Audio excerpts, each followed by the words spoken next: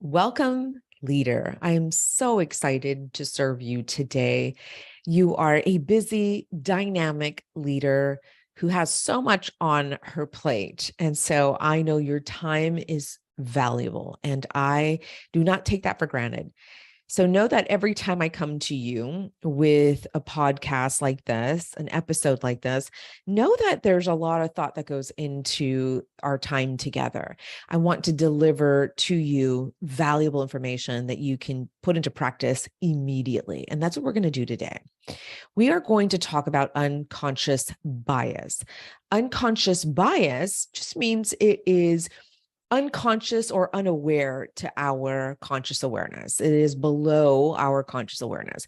It is how we operate 95% of our day. We operate at the automatic, unconscious default levels of our mind.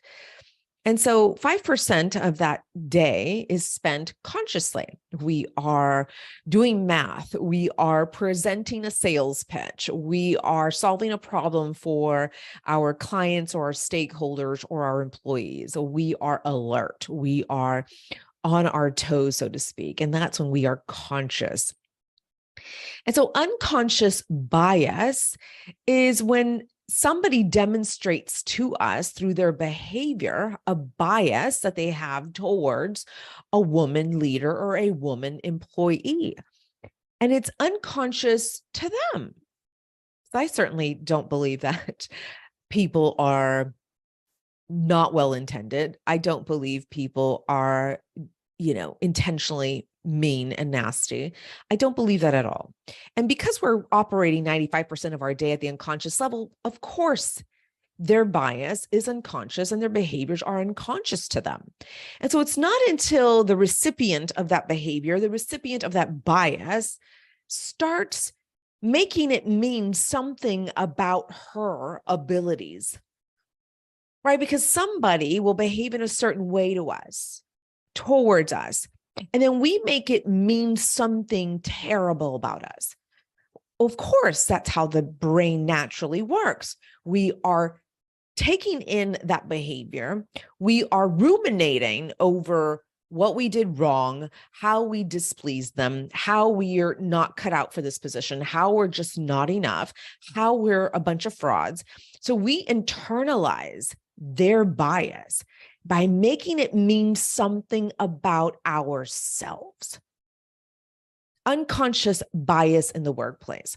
We need to be conscious of the unconscious bias that people have towards women leaders in particular.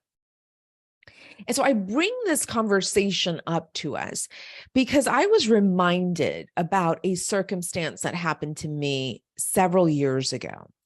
I was at a college and I was interested in applying for a tenured faculty position. And a peer of mine who was someone I confided in all aspects of the workplace. I confided in him when it came to the office drama. I confided in him in the gossip that I heard. I confided in him in my career ideas and the trajectory that I wanted to go in regards to my leadership. I confided in this person. We spent over 45 hours a week in the same container.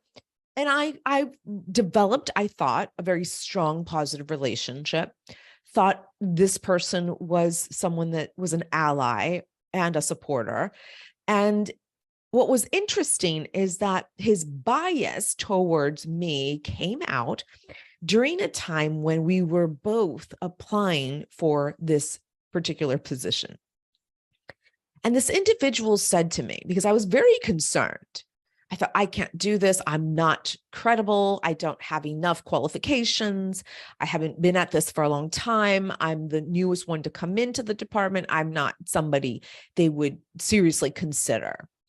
And so I confided in him with my thoughts, my intimate, challenging, limiting beliefs that I had about myself. I thought this person was someone who was an ally and supporter of mine. But this is what he said to me. He said, no problem. Please don't worry about this. You have no worries here. You're brown and a woman. You'll be the first they hire. And I didn't know how to initially react to that statement. You're brown and a woman. Of course you would be considered. Of course you are the running contender. Of course you're going to be hired because that made you the number one person on their list. And I remembered going, wow, I'm only being hired because I'm brown and a woman. So never mind my PhD, never mind the research, never mind all the hard work that I put into it.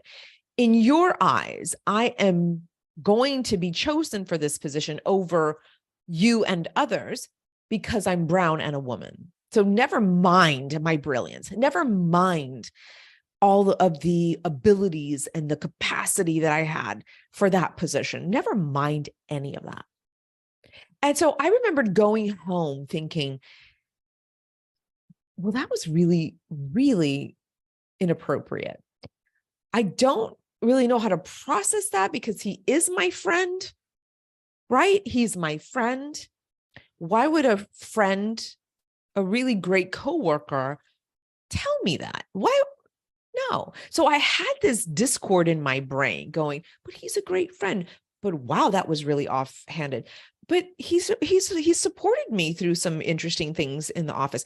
But why would he say that to me? I don't understand. So there was this conflict within my own brain. It was this fatigue going on in my brain in that, but he's a great supporter, but a supporter wouldn't say that. Come to find out, this individual was actually applying for the same position. So I can only make inferences here because I did not talk to this person about what was going through his mind. I mean, that's the best I can do is try to figure out in my mind what was going on in his mind. And so the conclusion I came up with is that there's bias. He had bias.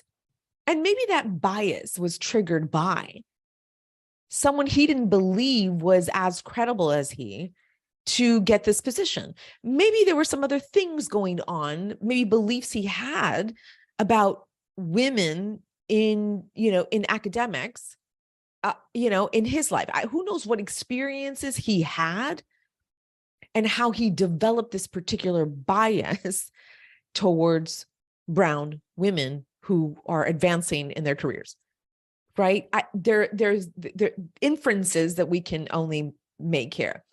And so they're basically assumptions. And so I concluded that there was some very strong bias, maybe just towards me, maybe just not all brown women who are advancing in their careers. Maybe it was just me individually.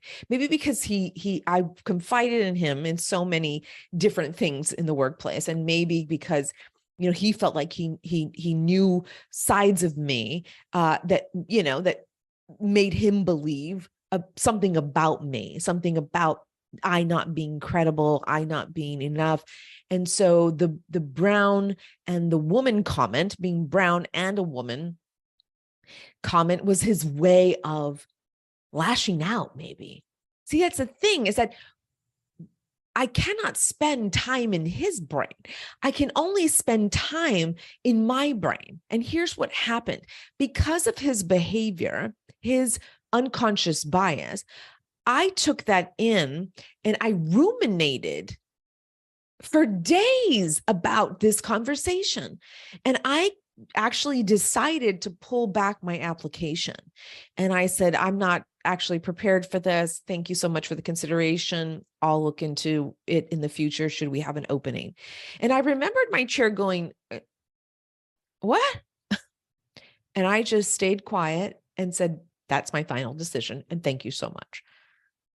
And I have to say, the behavior that I took from the behavior of his behavior impacting my brain, I, made a decision that changed the trajectory of my career. It really honestly did.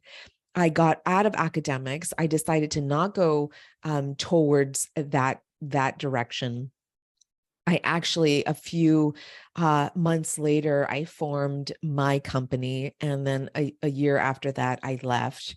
And I now do public academia work, which means I get to do public research for all of us without any restrictions or guidelines from a research institution. So I now have the freedom. So it was a win-win. But at that moment, his behavior towards me was something so interesting that I did. And so I had to come to terms with what I was doing in my own brain, how I was processing this. So I made it mean something terrible about me and my qualifications. And there was shame that came about because I didn't want to present myself as a Mexican American woman. I didn't want to even tell people I spoke Spanish. I didn't want to act like a Latina. I wanted to whitewash my behavior and how I presented myself in the institution. I remembered I needing to change. And there were moments where I would code switch, even with friends and peers. I would code switch my language, right? Because my brain thinks things in Spanish first, and then I have to translate it in my brain into English. And so I remembered having to take some extra steps and extra time to process that so that I wouldn't, a Spanish word wouldn't come out. So much went into changing my identity because of somebody's comments, because of somebody's unconscious bias towards me. And that's the thing. It was unconscious to him. I honestly don't think people are bad humans. I really honestly think this was something that was buried in his neurology. And because of the circumstance and because, maybe there was a threat to him or he felt some kind of, survival threat or something that was going to threaten his existence or threaten his salary, something pushed out. And that's what came out. Was his words, and they were explicit. But then I, as the recipient, didn't know how to cope with that, didn't know how to handle that response. It was unexpected, it was surprising, and it was hurtful. And I internalized it. And the behavior from that internalization was pulling out from that hiring process and then changing the trajectory of my career. And so looking back, however, what a win it was for me. What a win. His unconscious bias ultimately was a win for me. And so I share with you this very private example because there's so many women out here who are suffering in silence. They may have been said something explicitly. It could have been a microaggression in the workplace, could have been a little passive aggressiveness in the workplace, behavior from someone else. That's the evidence of unconscious bias is witnessing and having evidence of behavior, inappropriate behavior. And it could be an off-putting joke. It could be an offhanded comment about women, about you, about mothers, or it could be so harsh in that you are passed over because you are in your childbearing years. I mean, there are institutions, clients of mine who, have gone through formal terminal education who have said to me, I was asked if I was going to, have children within the next 5 years. And I answered, what does that have to do with my promotion? What does that have to do with advancing in my career? And they were very honest. We just, we have some big projects ahead. And, if you're having babies and taking lots of time off, how can we count on you? And so there are circumstances out there that so many women can share. And my clients privately deal with this through coaching. We have to coach through these circumstances. Remember, this is stuff that's buried also in your unconscious. And so we internalize that, and then we take that into our worlds. We take that into our marriages. We take this into our workplaces or our businesses. And then we make it mean something about us being less than, being not enough. And the imposter syndrome comes up, the fraudulent thoughts come up.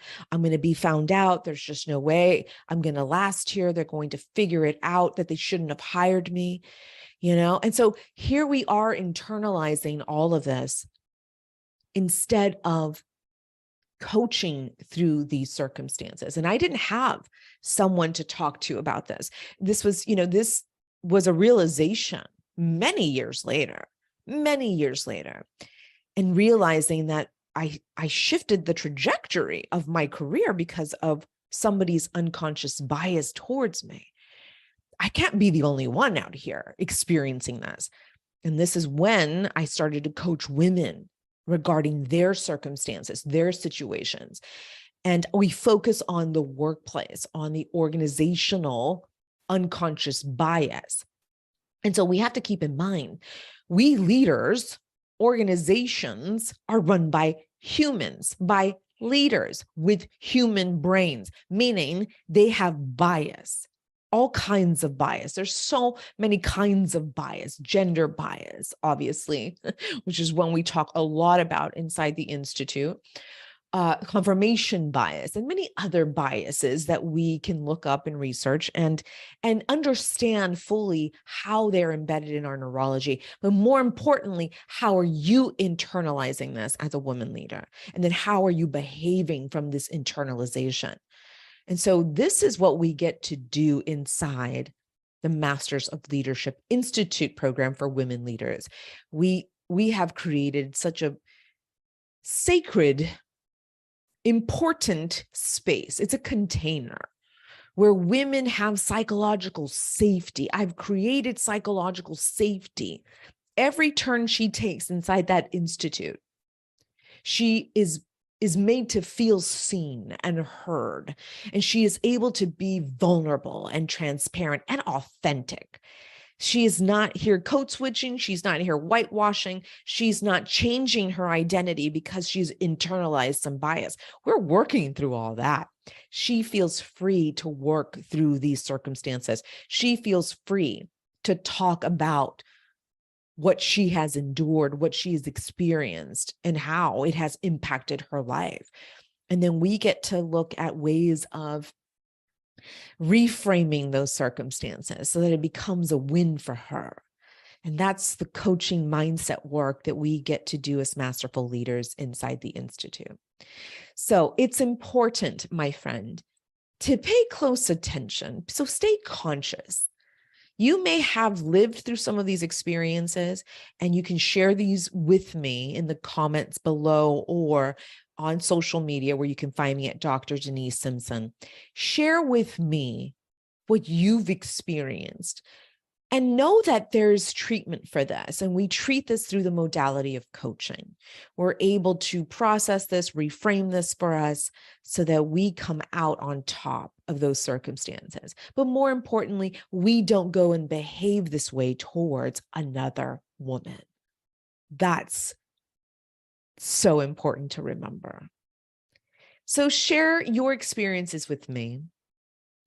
If you are a woman leader, I want for you to think about your women employees in your organization and start noticing behaviors, start noticing attitudes towards them, towards you. And there's plenty of tools inside the Institute that we will show you so that you can identify these signs, so that we can help you through not only your circumstances, but then how to help another woman on her journey. So I implore you to reach out, let me know what your needs are in your organization, and we can talk more about how the Institute can support you and your women employees. So thank you so much for your time today. I hope you have a fantastic rest of your day, and I look forward to hearing from you and looking forward to serving you on our next episode. Take good care.